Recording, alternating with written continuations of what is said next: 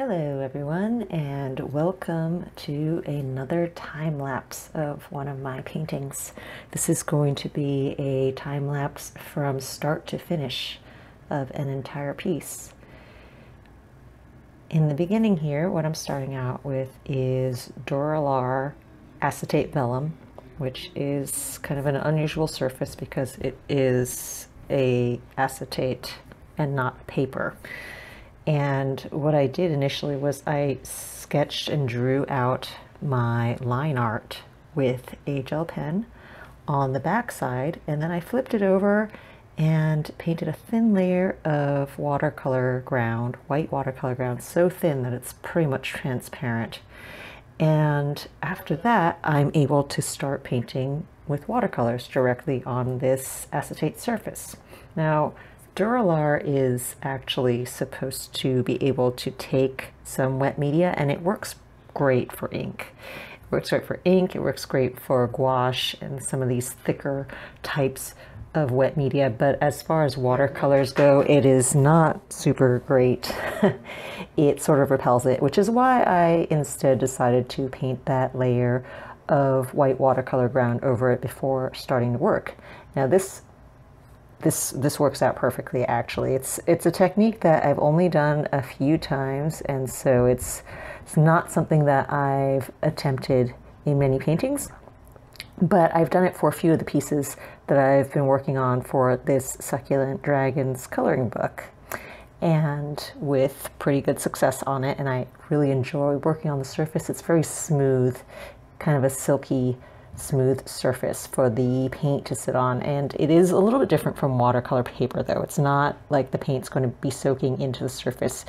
It does take a bit of practice to get the hang of how the color and pigment sits on the surface, and how you have to handle it in order for you to not lift up constantly the pigments as you go. Anyway, so I work a large part in dry brush then, and I just slowly build up my colors this way. When I do large washes like I did in the background area initially, where I did that purpley color that you see in the back there, I did that as a wash, but then after I let that dry, I don't really touch it very much, because if you touch it, you're going to lift very easily the pigment. So this is like a plus and a minus, because on the one hand, it's very easy to lift out whites, for example, on these water droplets. Then when I need to, I could just take a little bit of water on my brush and instantly I get a nice little highlight there. On the other hand, when you're trying to build up colors and tones, it is going to be a lot trickier. So, you know, the pluses and minuses, there's always a bit of that with watercolors, lifting as a beneficial thing and lifting as an annoyance.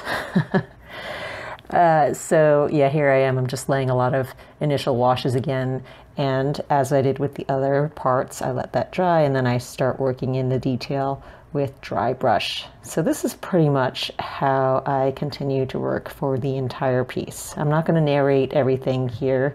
I'm going to just sit back now and enjoy, and let you enjoy watching the rest of this. Thanks for watching this.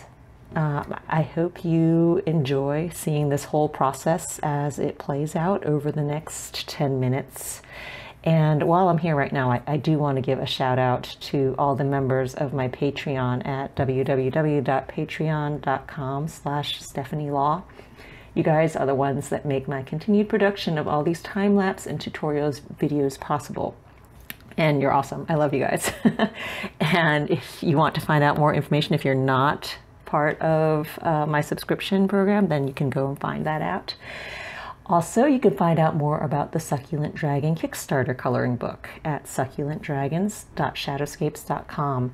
This book is available for pre-orders right now during my Kickstarter that goes from February 20th to March 16th. This painting that you see in the time lapse is one of the Kickstarter rewards in the form of an 8x8 inch print that supplements the Succulent Dragons coloring book. So I do hope that you come drop by and check that out. Again, it's at succulentdragons.shadowscapes.com.